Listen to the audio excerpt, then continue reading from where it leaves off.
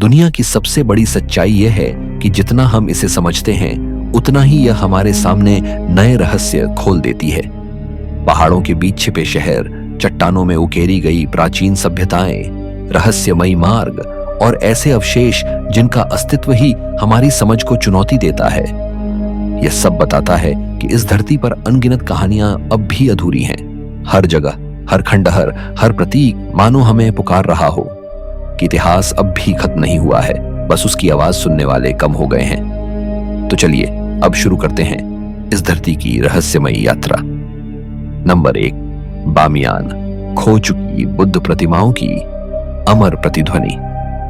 अफगानिस्तान की बामियान घाटी ऊंचे पहाड़ों के बीच फैली हुई एक ऐसी जगह है जहां हवा भी इतिहास की धूल को धीरे धीरे उठाकर फिर वापस बिठा देती है। कभी यह घाटी रेशम मार्ग का चमकता हुआ मोती थी, संस्कृतियों, व्यापारियों, साधुओं और यात्रियों का संगम। पर सबसे अधिक प्रसिद्ध इसे उन 2 विशालकाय बुद्ध प्रतिमाओं ने दी जो न सिर्फ एशिया की बल्कि पूरी दुनिया की आश्चर्यजनक कृतियों में गिनी जाती थीं। ये प्रतिमाएं चट्टानों में सीधे तराशी गई थीं। एक 55 मीटर ऊंची, दूसरी 38 मीटर, और पहाड़ के सीने पर ऐसे खड़ी थी जैसे सदियों से इस घाटी की रक्षा कर रही हों। बामियान की खासियत यह थी कि इन प्रतिमाओं का निर्माण किसी एक साम्राज्य या धर्म का नहीं, बल्कि कई संस्कृतियों के मिश्रण का परिणाम था। शैली में ग्रीक प्रभाव, चेहरे पर भारतीय सौम्यता और वस्त्रों में मध्य एशिया की परंपरा। यह पूरा क्षेत्र कभी एक विशाल सांस्कृतिक मार्ग था जहां बौद्ध भिक्षु ध्यान करते थे, व्यापारी विश्राम लेते थे और कलाकार चट्टान को अपना कैनवास बनाते थे। प्रतिमाओं के आसपास दर्जनों गुफाएं थीं जिनकी दीवारों पर जीवंत भित्तिचित्र बने थे, लाल, सुनहरे और नीले रंग से रंगे हुए। आज भले अधिकांश रंग मिट गए हैं, लेकिन बची हुई रेखाएं अब भी अपनी कहानी कहती हैं। लेकिन बामियान का इतिहास सिर्फ महानता से नहीं भरा, उसमें दर्द भी गहराई से दर्ज है। 2001 में जब तालिबान ने इन प्रतिमाओं को मूर्ति पूजा कहकर नष्ट कर दिया, दुनिया ने एक अमूल्य धरोहर खो दी। विस्फोटों की आवाज कई मिनट तक घाटी में गूंजती रही और फिर हवा में एक ऐसा सन्नाटा छा गया जो आज भी उस घाटी की आत्मा में महसूस होता है। जिस पहाड़ पर कभी बुद्ध की शांत मुस्कान उकेरी थी, वहां अब 2 विशाल, खाली, गुंबदनुमा खोह दिखाई देती है, मानो किसी ने इतिहास से 2 अध्याय फाड़कर निकाल दिए हों। लेकिन इन खोहों की खालीपन में भी एक शक्ति है। कोई भी यात्री जब बामियान पहुंचता है तो उसे यह एहसास होता है कि बुद्ध प्रतिमाएं भले मिटा दी गई, पर उनकी उपस्थिति अब भी हवा, धूल और घाटी की खामोशी में जिंदा है। स्थानीय लोग कहते हैं कि जब सूरज ढलता है और छायाएं गुफाओं पर फैलती हैं, तो ऐसा लगता है जैसे पहाड़ खुद उन प्रतिमाओं का आकार ले रहा हो, मानो वे अब भी वहीं खड़ी हों, बस किसी दूसरे रूप में। बामियान घाटी में सिर्फ प्रतिमाएं नहीं थीं, यह स्थान एक विस्तृत बौद्ध विश्वविद्यालय जैसा था जहां दुनिया भर से साधक आते थे। गुफाओं में सोने की परत से बने चित्र, उड़ते हुए देवदूत और ध्यान मंडलों की संरचनाएं विज्ञान और आध्यात्म दोनों का संतुलन दिखाती हैं। यहां कभी एक ऐसी सभ्यता बसी थी जिसने कला को साधना समझा और पत्थरों में भविष्य के लिए संदेश छोड़े। आज बामियान अफगानिस्तान के संघर्षों के बीच शांति का प्रतीक बन गया है। दुनिया भर के वैज्ञानिक और इतिहासकार इन प्रतिमाओं को डिजिटल रूप में पुनर्जीवित करने का प्रयास कर रहे हैं, कभी 3D प्रोजेक्शन से, कभी पुनर्निर्माण योजनाओं से। लेकिन शायद बामियान का असली सौंदर्य इसी में है कि वह अपने घावों के साथ भी उतना ही भव्य दिखता है। वह घाटी हमें याद दिलाती है कि विनाश चाहे जितना बड़ा हो, इतिहास की आत्मा कभी खत्म नहीं होती। वह पत्थर से धूल बनकर भी फिर से सांस लेती है। बामियान आज भी खड़ा है, खाली खोहों की खामोशी में, टूटे पत्थरों की गंध में और उन अनकही कहानियों में जो पहाड़ हर हवा के झोंके में फुसफुसाता रहता है। Number 2, valley of the monoliths, जंगल के बीच छुपी पत्थर की रहस्यमयी मानवाकृतियां। इंडोनेशिया के पहाड़ी इलाकों में बसे बेड़ा घाटी की शांत जमीन पर कदम रखते ही ऐसा लगता है जैसे समय अचानक धीमा पड़ गया हो। चारों ओर फैला घना जंगल, दूर दूर तक सुनाई देती पक्षियों की आवाजें, और इसी बीच अचानक उभरती हैं विशाल पत्थर की आकृतियां, मानवाकार मूर्तियां जिनका अस्तित्व आज भी एक रहस्य है। इन्हें देखकर सबसे पहला सवाल यही उठता है कि इन्हें किसने बनाया, क्यों बनाया और किस उद्देश्य के लिए बनाया, क्योंकि इस क्षेत्र में रहने वाली आधुनिक जातियां इन मूर्तियों के बारे में कोई दावा नहीं करती। उनके पूर्वजों की भी ऐसी कोई परंपरा नहीं मिलती जो इन संरचनाओं से मेल खाती हो। इसलिए यह जगह मानो किसी भूली हुई सभ्यता का मौन संदेश बनकर खड़ी है। इन मोनोलिथ्स की ऊंचाई अलग अलग है, कुछ इंसान के बराबर, कुछ उससे दोगुनी और कुछ इतनी ऊंची कि देखने वाला अनायास पीछे हटकर उन्हें पूरा आकार निहारता है। इनके चेहरे गोल और सपाट हैं, आंखें बड़ी और उभरी हुई और शरीर पर उकेरी गई रेखाएं बेहद सटीक। कुछ मूर्तियों के हाथ पेट पर टिके हुए हैं, कुछ की बाहों में हथियार या अनुष्ठानिक वस्तुओं जैसी आकृतियां दिखती हैं। इसका मतलब यह हो सकता है कि ये सिर्फ मूर्तियां नहीं, बल्कि किसी सामाजिक पद, देवी देवता, योद्धा या पूर्वजों के प्रतीक रहे होंगे। इन मूर्तियों के चारों ओर बिखरी चट्टानें, मिट्टी के ढेर और आंशिक रूप से दबी संरचनाएं इस बात की ओर संकेत करती हैं कि यहाँ कभी एक संगठित बस्ती, एक अनुष्ठानिक स्थल या शायद एक पवित्र कब्रगाह रही होगी। कुछ वैज्ञानिक मानते हैं कि यह क्षेत्र कई सहस्राब्दियों पुराना हो सकता है। यहाँ की मिट्टी और चट्टानें सुझाव देती हैं कि इन संरचनाओं पर समय की मार बहुत पहले से पड़ रही है, यानी इनकी उम्र हजारों वर्षों में गिनी जा सकती है। लेकिन चूंकि इस सभ्यता की कोई लिखित भाषा या अभिलेख नहीं मिले, उनके सृजक आज भी रहस्य बने हुए हैं। इन मूर्तियों की सबसे अनोखी बात है उनकी अभिव्यक्ति। वे न गुस्सा दिखाती हैं, न खुशी, न डर, बल्कि एक अजीब शून्य जैसा भाव। ऐसा लगता है जैसे वे किसी भूले बिसरे युग की गवाही दे रही हों, किसी ऐसी कहानी की जिसे मनुष्य ने याद नहीं रखा, लेकिन पत्थर ने संभाल कर रखा है।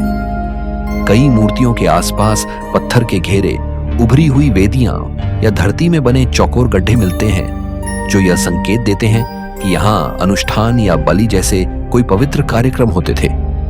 स्थानीय लोग आज भी इन्हें सम्मान से देखते हैं और जंगल के इस हिस्से को पवित्र मानते हैं। वैली ऑफ द मोनोलिथ्स का वातावरण भी अपनी तरह का अनोखा है।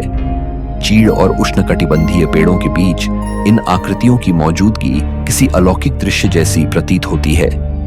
सुबह के समय जब धुंध मूर्तियों की टांगों को छूते हुए गुजरती है, तो आकृतियां भूत सी शांत होकर उभरती हैं। शाम को डूबते सूरज की रोशनी उनकी आंखों में ऐसी छाया बनाती है जैसे वे किसी अनदेखे संसार की ओर देख रही हों।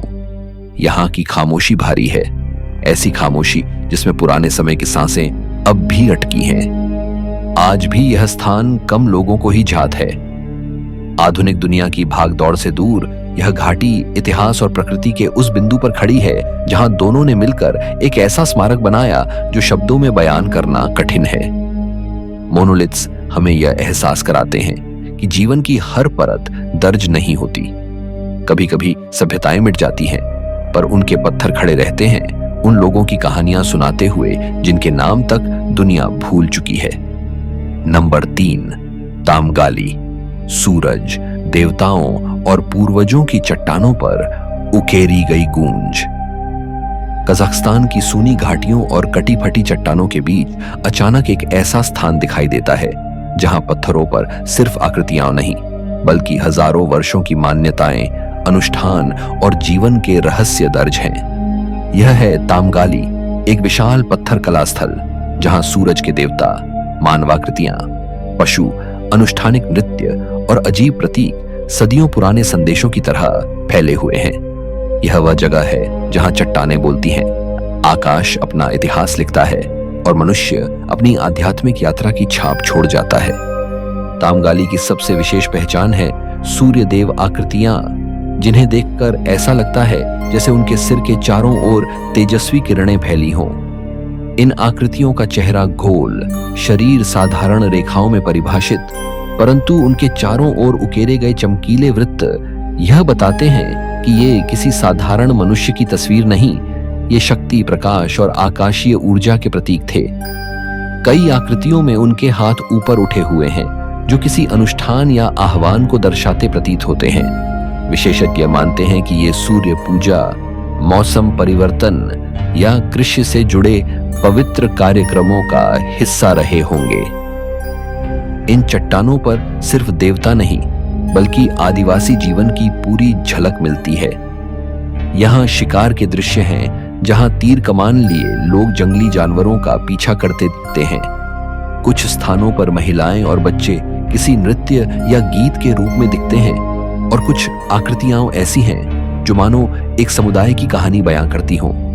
उनके त्योहार, उनके संघर्ष और उनके सपने, इन सब के बीच कई पशु, घोड़े, ऊंट, हिरण, सूंड वाले प्राणी और अजीब से मैस्कॉट दिखते हैं, जो यह संकेत देते हैं कि तामगाली सिर्फ कला स्थल नहीं, बल्कि एक जीवित सांस्कृतिक केंद्र था। सबसे रहस्यमयी आकृतियां वे हैं जिन्हें देखकर स्पष्ट नहीं होता कि वे मनुष्य हैं या देवता। लंबे शरीर, बिना चेहरे के सिर, चौड़ी आंखें और कभी-कभी किसी गैर मानवीय आकृति वाले हाथ, ये चित्र हजारों वर्षों से विशेषज्ञों के लिए पहेली बने हुए हैं। कुछ लोग कहते हैं कि ये शमैनिक साधकों के ट्रांस की स्थिति को दर्शाते हैं जब वे आध्यात्मिक दुनिया से जुड़ते थे। कुछ का मानना है कि ये किसी स्थानीय देवता, सूर्य, वर्षा या युद्ध के प्रतीक हैं, और कुछ लोग इनकी तुलना अन्य संस्कृतियों की आकाशीय प्राणियों की आकृतियों से भी करते हैं, जिससे यह स्थल और भी रहस्यमय हो जाता है। तामगाली में लगभग 5000 से अधिक चित्र उकेरे गए हैं, और वे किसी एक युग के नहीं। यह स्थल हजारों वर्षों तक विकसित होता रहा। ब्रॉन्ज एज, शुरुआती लौह युग और मध्य एशियाई कबीलाई संस्कृतियों तक हर पीढ़ी ने अपने विश्वास, अपनी कला और अपने अनुभव यहां दर्ज किए, जिससे यह चट्टानों का विशाल संग्रहालय बन गया। इतना विशाल कि हर पत्थर एक अध्याय लगता है और हर आकृति एक वाक्य। आज तामगाली शांत है, खुले आकाश के नीचे फैला हुआ, गर्म हवा में डूबा हुआ और अपने भीतर प्राचीन सभ्यताओं की धड़कनें छुपाए हुए।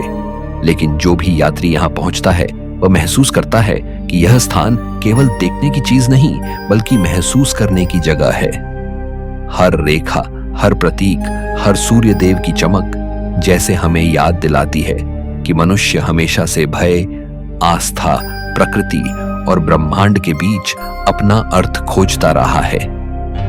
तामगाली उस खोज का अनंत प्रमाण है।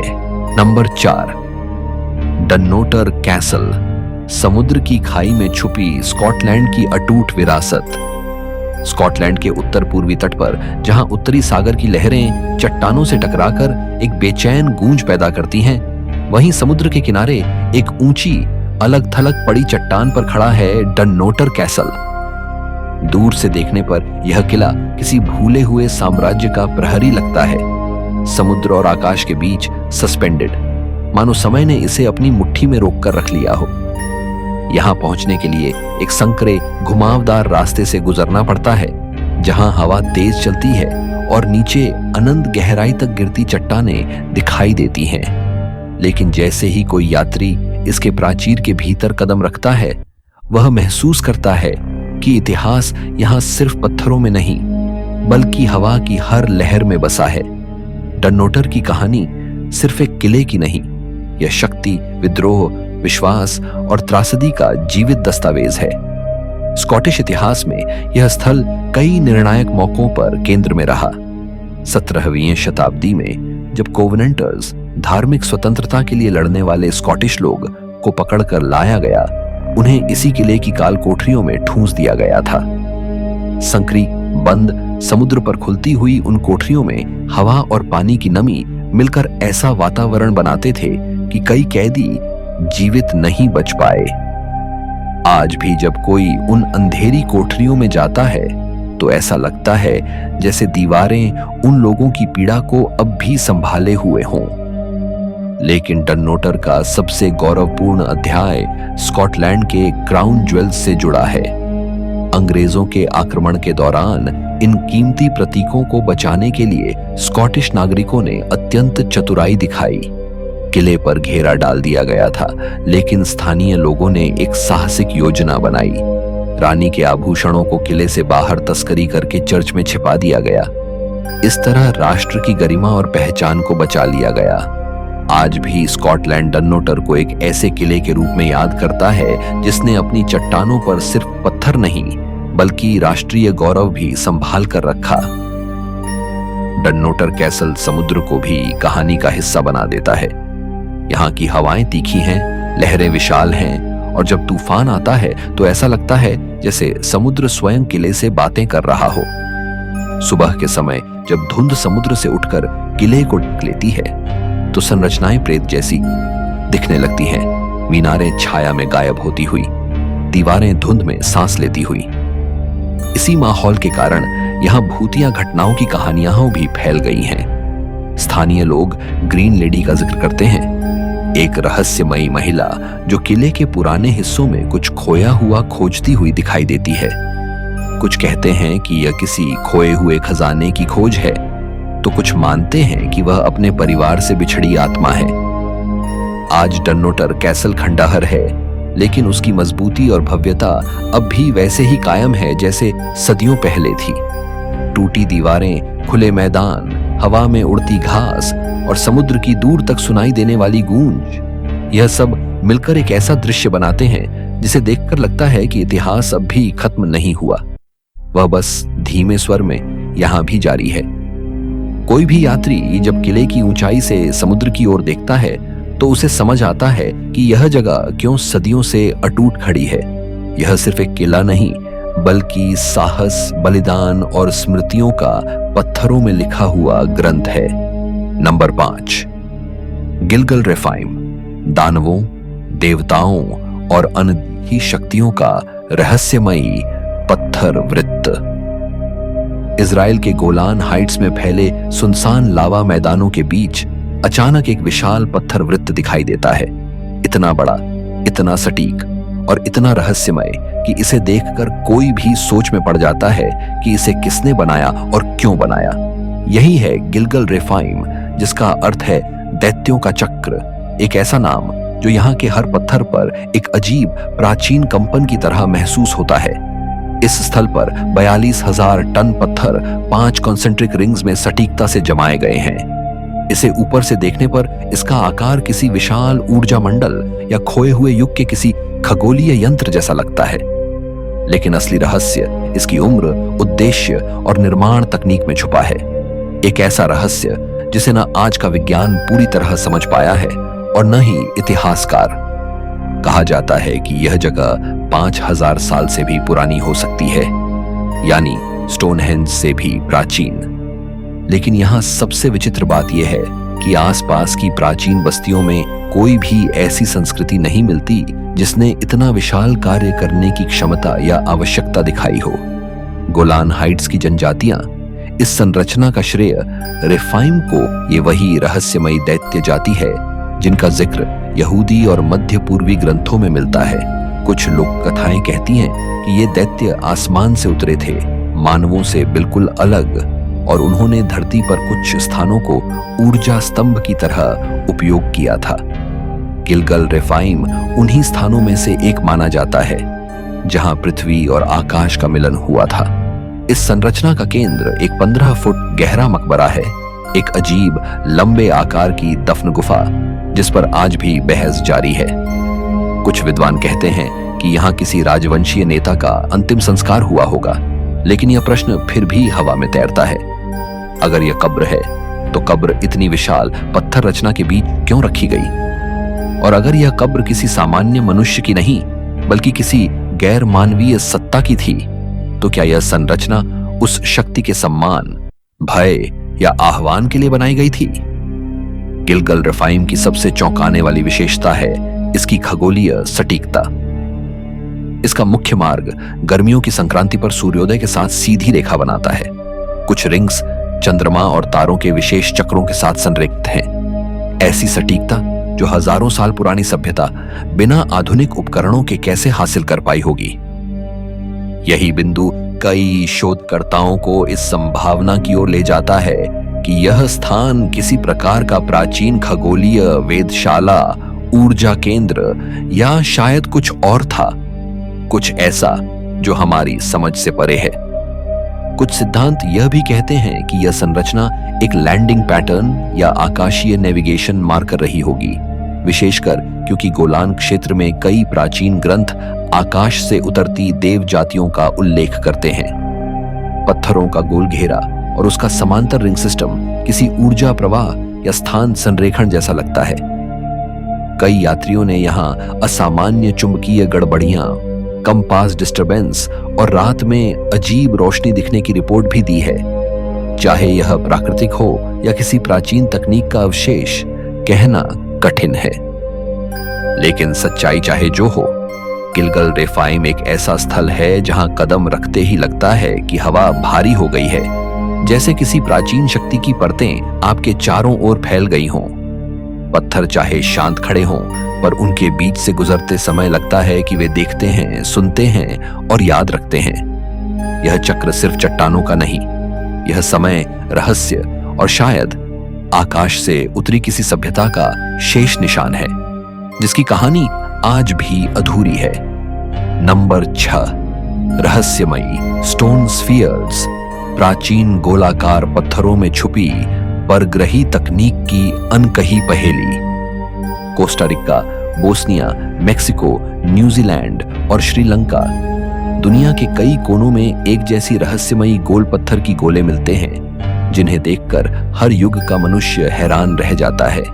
ये स्टोन स्फीयर्स, जो आकार में टेनिस बॉल से लेकर 4 मीटर तक बड़े हैं, पूर्ण गोलाई के इतने करीब हैं कि आधुनिक मशीनें भी ऐसा सटीक काम करना मुश्किल समझती हैं। इनका वजन कुछ किलो से लेकर कई टन तक होता है, कुछ इतने भारी कि उन्हें आज बड़े क्रेन के बिना हिलाना भी असंभव है। यह सवाल अपने आप में एक रहस्य है कि इतनी प्राचीन सभ्यताओं ने इन्हें कैसे बनाया, क्यों बनाया और किस तकनीक से इतनी पूर्ण गोल आकृति हासिल की, वह भी हजारों साल पहले। कोस्टा रिका की इस डेल्टा में मिलने वाले गोल पत्थर सबसे प्रसिद्ध हैं। ये जंगल की मिट्टी में दबे हुए मिले, कई तो पौधों और पेड़ों के नीचे सदियों से छिपे थे। जब इन्हें बाहर निकाला गया तो विशेषज्ञ भी चौंक गए, क्योंकि इनमें ना कोई कट का निशान, ना कोई जोड़ और ना ही वह असमानता दिखती है जो किसी हाथ से बने पत्थर में आम तौर पर होती है। इतना परफेक्ट गोल आकार बनाने के लिए जिस तकनीक और कौशल की आवश्यकता होती, उसका कोई प्रमाण आसपास नहीं मिला। यही कारण है कि कई वैज्ञानिक मानते हैं कि या तो इन पत्थरों को गर्म करके ढाला गया या किसी ऐसी प्राचीन मशीन से तराशा गया जो आज लुप्त हो चुकी है। बोस्निया के जंगलों में मिले पत्थरों का वजन कई टन है। इस तरह के गोले किसी साधारण उद्देश्यों के लिए नहीं बनाए जाते। कुछ शोधकर्ताओं के अनुसार ये किसी प्राचीन ऊर्जा प्रणाली का हिस्सा रहे होंगे, जैसे कि ले लाइंस, ग्रिड पॉइंट्स या भू ऊर्जा के केंद्र।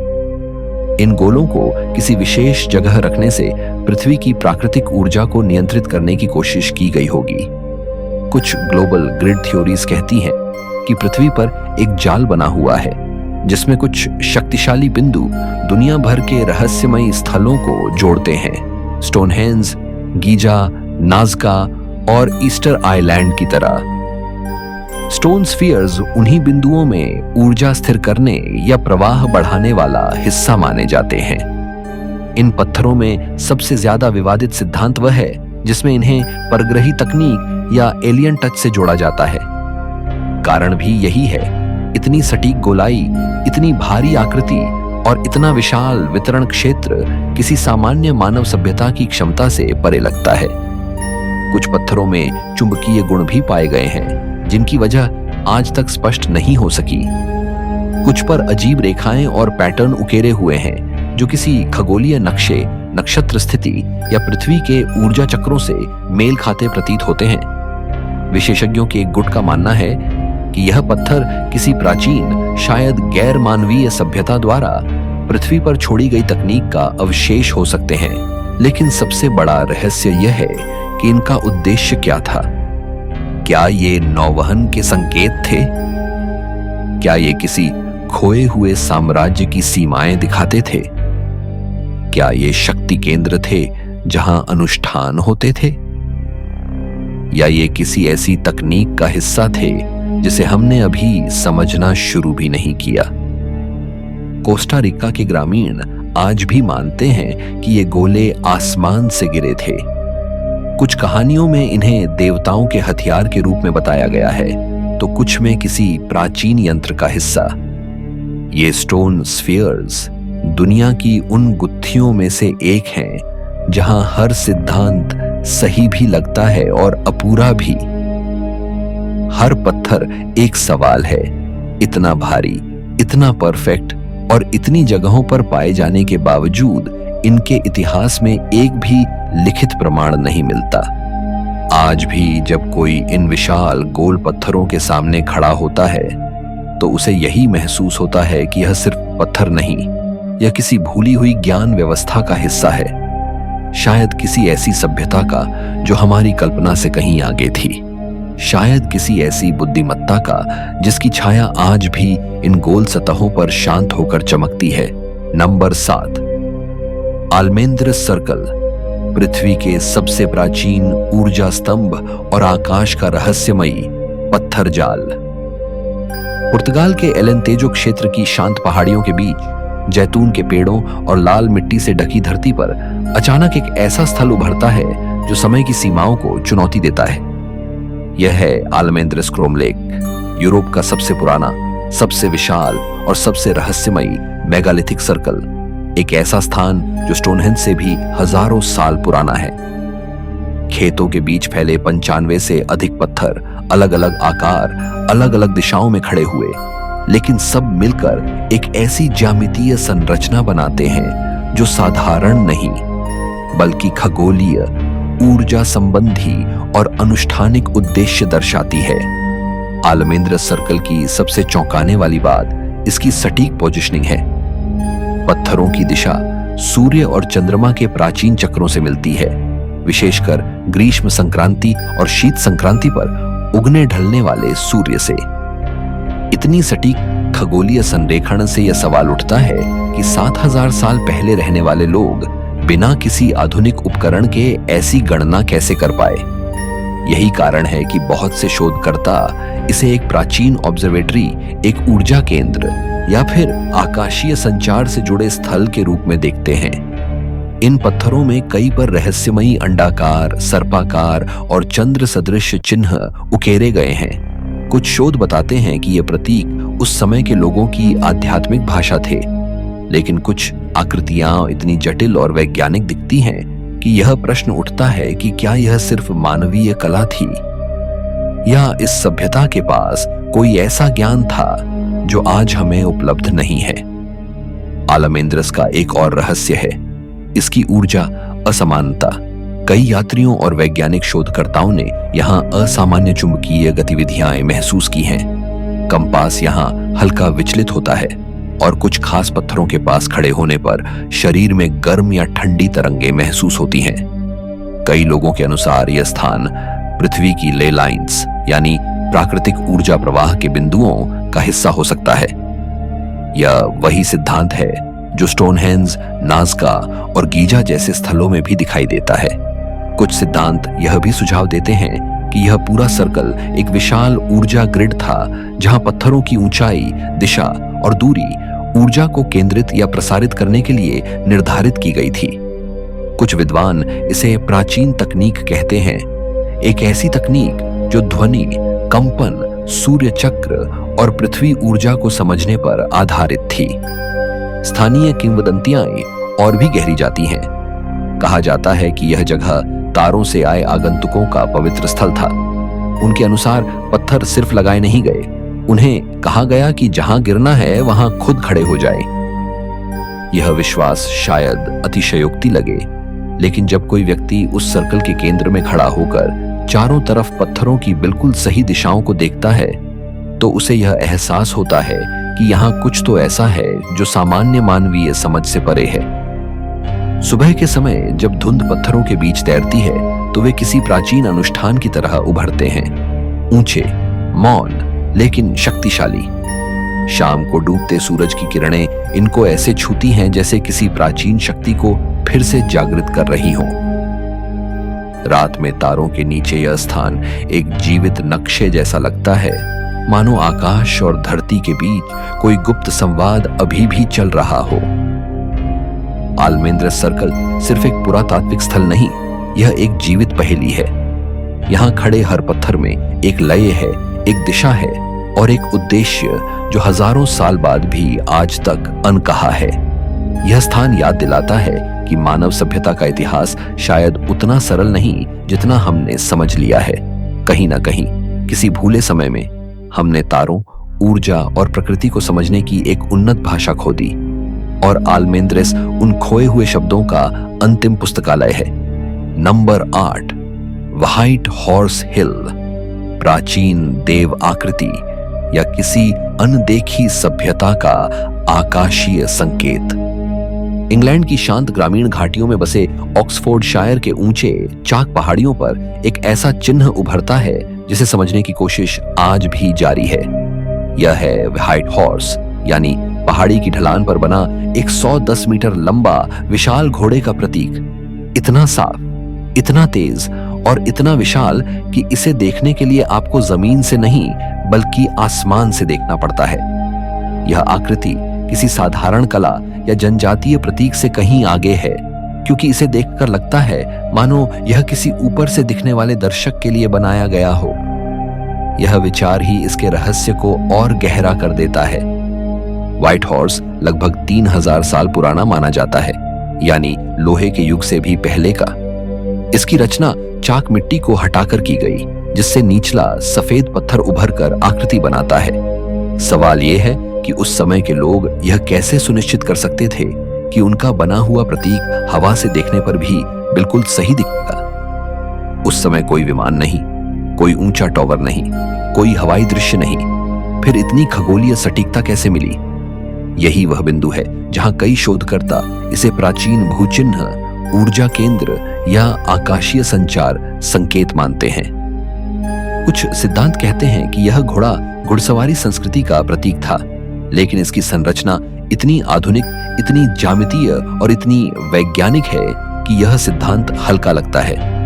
कुछ वैज्ञानिक मानते हैं कि यह सूर्य उपासकों का पवित्र चिन्ह था, क्योंकि संक्रांति के दिनों में सूरज की किरणें सीधे इसके सिर और रीढ़ पर गिरती हैं, जिससे यह घोड़ा चमकने लगता है। कुछ का मानना है कि यह युद्ध देवता का प्रतीक था, क्योंकि घोड़ा उस समय शक्ति का सबसे बड़ा चिन्ह था। लेकिन सबसे चौंकाने वाला सिद्धांत यह है कि यह आकृति किसी ऐसी सभ्यता ने बनाई थी जो ऊपर से पृथ्वी को देखने वाले प्राणियों के लिए संकेत छोड़ रही थी।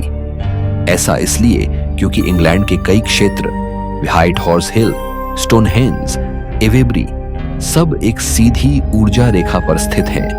अगर इन्हें जोड़ा जाए तो यह पृथ्वी पर एक विशाल त्रिकोणीय ग्रिड बनाते हैं। इतने बड़े पैमाने पर इतने स्थानों का संरेखित होना किसी संयोग जैसा नहीं लगता। व्हाइट हॉर्स क्षेत्र में एक और आश्चर्यजनक तथ्य यह है कि यहाँ कंपास कई जगहों पर हल्का सा विचलित हो जाता है।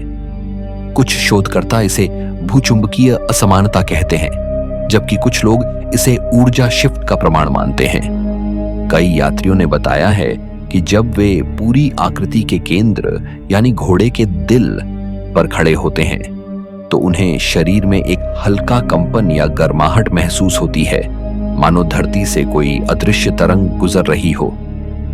स्थानीय किंवदंतियां भी इस स्थल को साधारण नहीं मानती। कुछ मानते हैं कि यह घोड़ा रात में जीवित हो जाता है और पहाड़ियों पर दौड़ता है। कुछ कहते हैं कि यह किसी देवता का पवित्र दूत है, तो कुछ इसे आकाश के यात्रियों का संकेत बताते हैं। परंतु सच क्या है, यह शायद किसी को पूरी तरह कभी पता नहीं चलेगा, और यही इसकी रहस्यमय सुंदरता है। व्हाइट हॉर्स हिल आज भी वैसा ही खड़ा है, हवा के साथ चमकता हुआ, सूरज के साथ दमकता हुआ, और रात के तारों के नीचे ऐसा प्रतीत होता है जैसे किसी ब्रह्मांडीय कहानी का एक हिस्सा हो। यह हमें याद दिलाता है कि दुनिया के कई स्थान सिर्फ पुरातात्विक स्थल नहीं, वे उन सभ्यताओं के संदेश हैं जो शायद पृथ्वी पर थीं या शायद कहीं और से आई थीं। आज के वीडियो में इतना ही। दुनिया के ये अनदेखे रहस्य हमें यह एहसास कराते हैं कि धरती पर जितना दिखाई देता है उसके पीछे उससे कहीं ज्यादा छुपा है। इतिहास, ऊर्जा, विज्ञान और शायद किसी और संसार की छाया। अगली यात्रा में हम फिर लौटेंगे नए रहस्यों, नई पहेलियों और नई अनकही कहानियों के साथ।